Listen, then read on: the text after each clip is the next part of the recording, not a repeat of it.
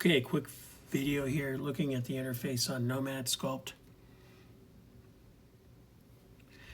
All right, looking at the screen here, we've got a piece of material and we can rotate it around just with one finger outside of the view here. Pinch, zoom out. Hit this little icon up here on the right and it's gonna kind of reset the view.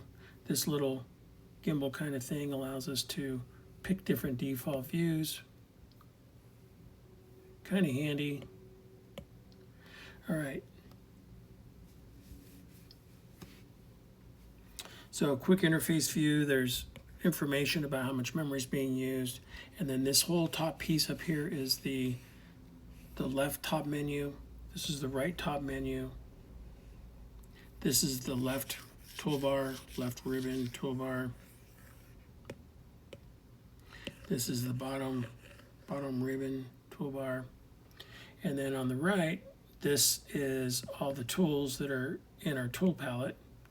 But right now we're going to look at just the first 4 of these choices here. And so the first one's this Nomad. Here's where we get to all the things like the manual, that sort of thing, and to their Discord. Okay. The next menu choice is for project.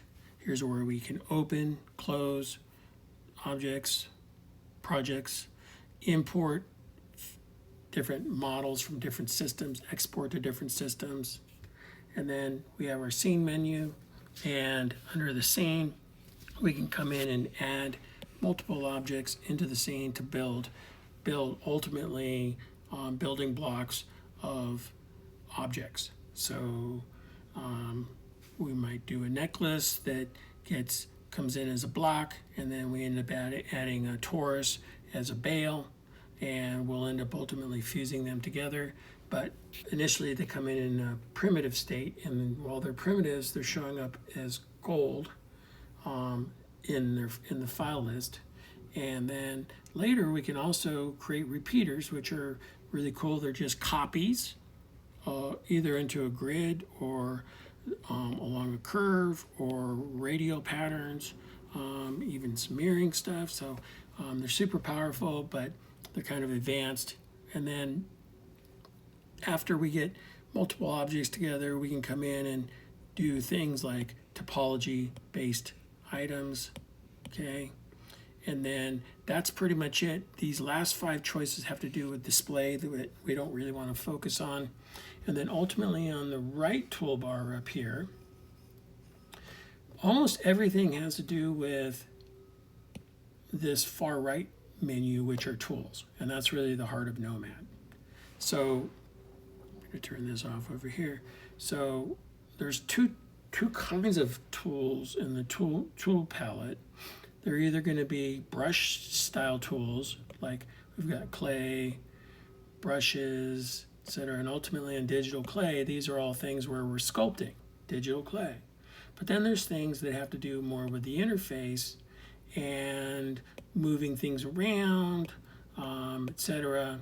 And so modifying them, hiding them, selecting them, viewing them differently, that sort of thing. And so depending on which tool is picked, different things are going to happen. So you may have noticed that as I'm clicking through these, look at the left toolbar, and as I step through, you're going to see it change depending on what's selected. So that's really an important thing to note, because each of these tools all have some interactivity with this left toolbar. Additionally, tools that are based off of like manipulation, well, there's 2 special menus that are here, and that's these first 2 menus that are up here on the left that directly support the tool palette. So one way as an example is if I come in and do a mask, and if I just come in and just draw a mask here, and actually tap 2 fingers and turn the intensity up and turn the size down just a little bit, very lightly, holding very difficult, or pressing harder, and then simpler. Here's a mask, and I've just painted that on. Well, the reason that you're seeing the changes in the sizes has to do with the pressure settings here. And so, and stroke may come into play, but anything that's brush related, this second menu here has all these different settings that affects it. Additionally, under a mask, there's another menu here which has to do with extracting and thickness and all kinds of things. And this can be used for creating a mustache on a character, or maybe a set of maybe their braids off the side of a head. So here you can come in, and just as an example from a preview, let's see here, there's a preview choice, yep. And you can kind of get a sense here, just from that mask, you can kind of get a sense of this. Depending on which way I go, I could literally go into the material. Okay, so it's one or the other. So, and then depending on what you're doing, you could carve into the block. Oops. Or you could extract. And these can become a freestanding piece. It actually created these as a separate item. So now these can become sculptable and editable. So going back to our, and notice in scene now that I've got two objects in this list. They're both white. If I come in and add an additional object, just so you understand how things work here, they're gonna, until they're validated, and while it's a primitive, they're gonna just show up as in brown.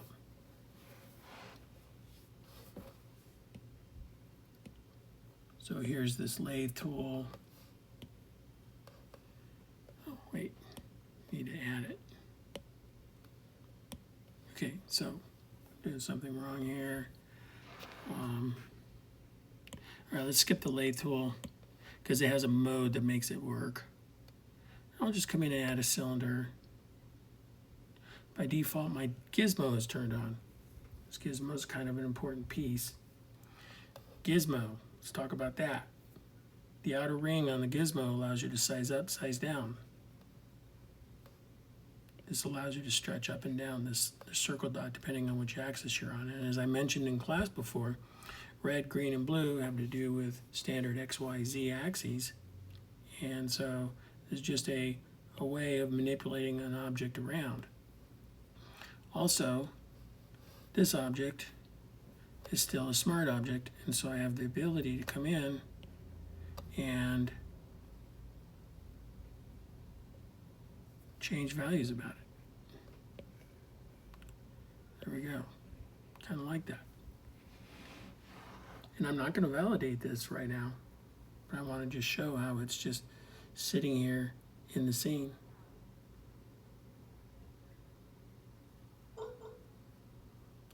All right. So these tools, they all have, and that's why these tools over here in this list, they're actually primitives, meaning that if you create them, they will have to be validated, meaning that they have some intelligence in using them initially so you can configure them, and then later validating them means that you're converting them into digital clay. And digital clay can be fused together. So that's a whole nother subject, but again, all right, so I want to come back and just look at the interface just one more time. Again, the tool menu or tool palette is really important, and these colors are also under the labels, like these are all gold, those are all primitives, and depending on how they're being used. Oh, the lathe tool, I needed to draw a curve, and I didn't draw a curve before. So here's this curve, and I can come in and start drawing. There we go. So now I got my little lathe piece. And I can change features about it, and zoom in on it, and maybe merge two pieces together, make that a hard point. And it's just really cool. And only until I validate it will this become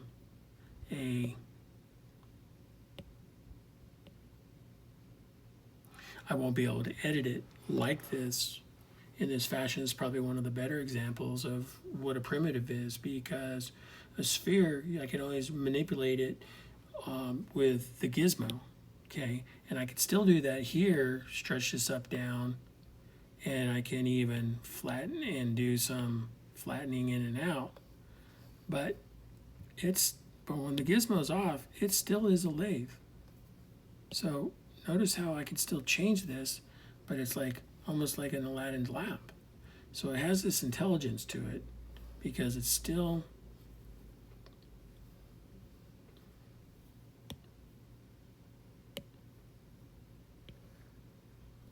it hasn't been validated. And that's just really amazing. So again, it's all digital. It's all parts of a scene, but some of these need to be, right now they have this intelligence like the lathe does, lathe element. But then later, if we want to fuse them together to become a dangling earring, we'll need to convert them to digital clay, and then we'll need to go into this menu where we'll voxel merge them together. Okay. So that's kind of the gist of the interface. Again, the left side is changing all depending on what we're doing. And then again, anything that's like a clay brush that has stroke associated, it's going to end up having these other choices. So let me demonstrate one more thing. Under clay, if I was to come in here and just model something like this, notice that there's a smooth button over on the left. It's one of the reasons why I wanted to look at the interface here a little bit. And if I change the brush size down considerably smaller, I can either, on an apple, I can just, while I've got the clay brush picked, I can either tap this sub button here, or if I tap it with my Apple pencil, it starts to carve in. But then notice the smooth button, smooth is always there, and it's really a nice way to sit there and just add embellishments. It's really cool. So, but I want to look at one more aspect about this clay, is that setting the intensity up. Oops. I want you to look at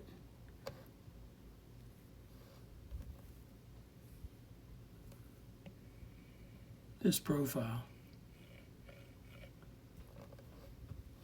And turn the intensity up even higher, turn the brush up a little bit more, and just look at the shape of this.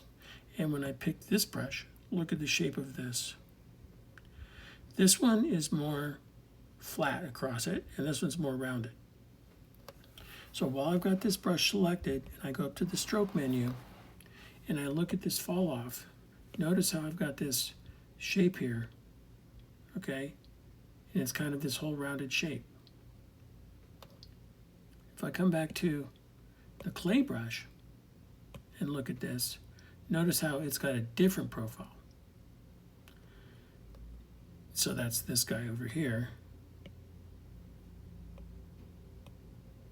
It's got two profiles, so it's got this shape here, and so this is also like a spherical influence. And then if we come back to the brush tool and look at it, yeah, it's still got, yeah.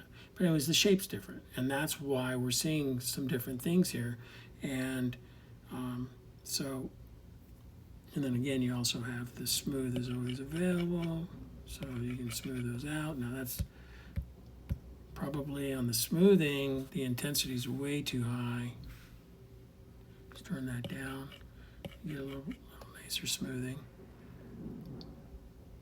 But anyways, so that's one other piece about the interface and why some of these things come into play. And you can create your own brushes and you can save them. And ultimately, the way you do that is you actually take one of these, and you can say, well, I like this brush. You hold your mouse down on here for a second, and you can say clone. Give it a new name. We'll give it a name like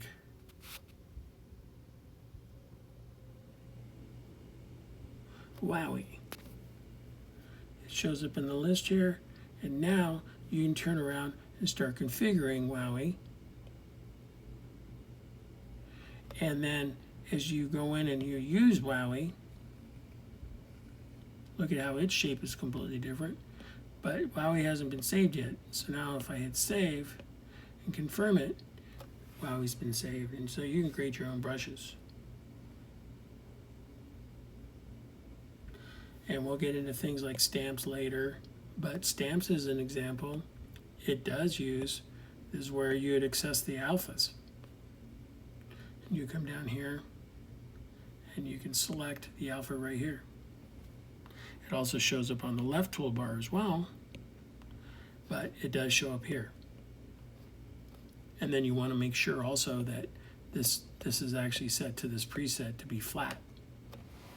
But we can turn around and just, and there's not enough topology here in this sphere to support this stamp, and that's why it's looking really bad right now.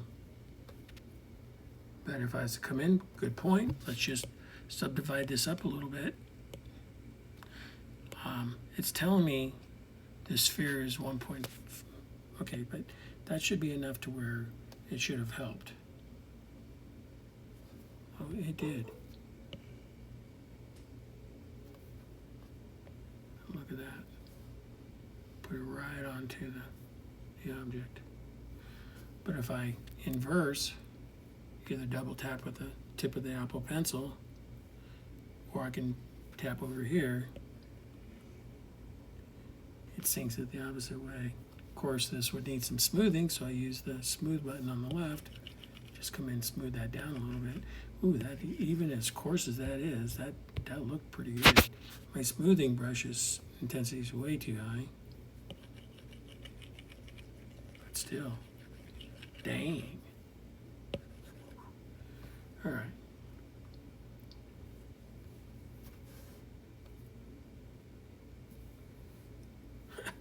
Look at her lathe. It sort of got concocted off in a direction. So you got all those objects. And then just one other thing, just to go back through here, if I hold down 2 fingers, this goes through and rewinds all the way back to the beginning. 3 fingers, fast forwards all the way through to the end. This is very typical in Procreate as well as in Nomad Sculpt. And then this little menu right here, you can actually just jump to the very beginning or somewhere in between. And so this is kind of a way of just fast forwarding through this whole script. Yep.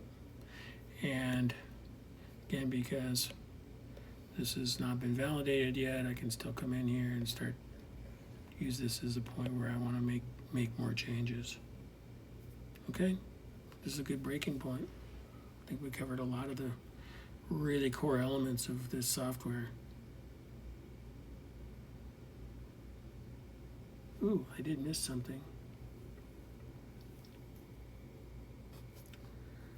So, as we talked about how the software changes configuration as we step through things, I don't know that I covered the fact that the lasso and the selections all come into play. Yep, that's a big one.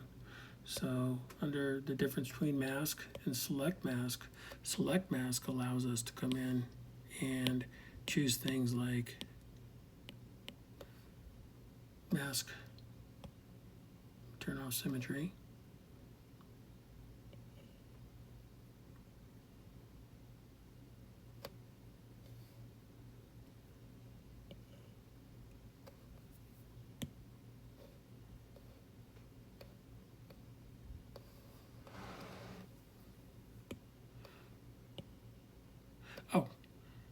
unmasked turned on down here. Here we go. So there's the mask. Notice it went through both sides. Different subject for a different day. But if I come right over to trim, it also has circle, trim. Now I just did this real quick, so it wasn't on center. But hey, I'll just stick that in there. It cut all the way through. Now these cuts are relative to screen direction. Oh, I'm not on that object. I can't cut through this mesh because it's not been validated. So coming back to here, I will show you why a general mask is kind of handy, because I can just come in here and stretch around that unmasked piece. Or if that's not what I intended, I come back to mask and invert.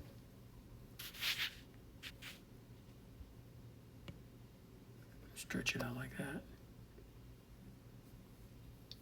So these are just tools, and so back to whether it's the select mask. If I say unmask, use rectangle. Oops. Turn symmetry on. Got that. Polygon is cool because you draw in this little polygon. And when you get what you like, you tap that button. Turn off symmetry.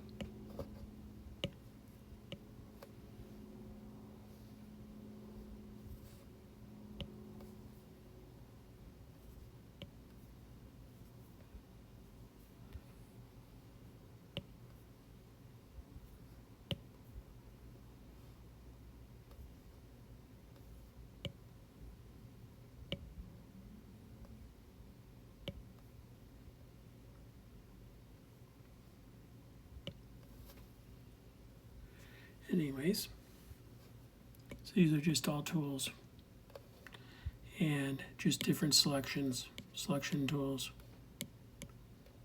Lasso is cool.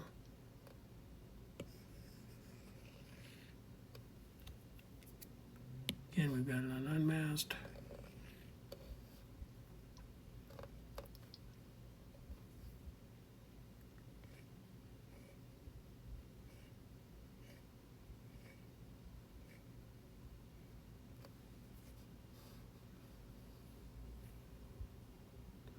Trim works the same way.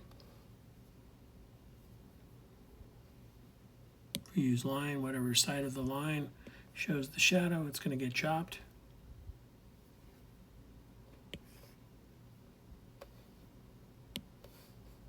Rectangle, do square, goes all the way through the material, all the way through the material. It's just crazy. I mean, you could do hard modeling with this thing in no time.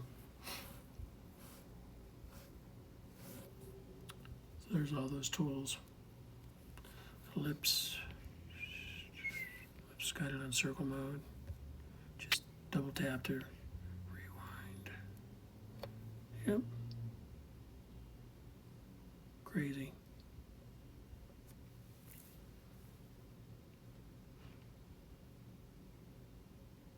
So those are just showing you how all these tools have all this configuration either here or over here, or they have additional things just like select mask or trim, etc. here on the left, depending on what you're trying to do. And that ends it. Thank you for watching.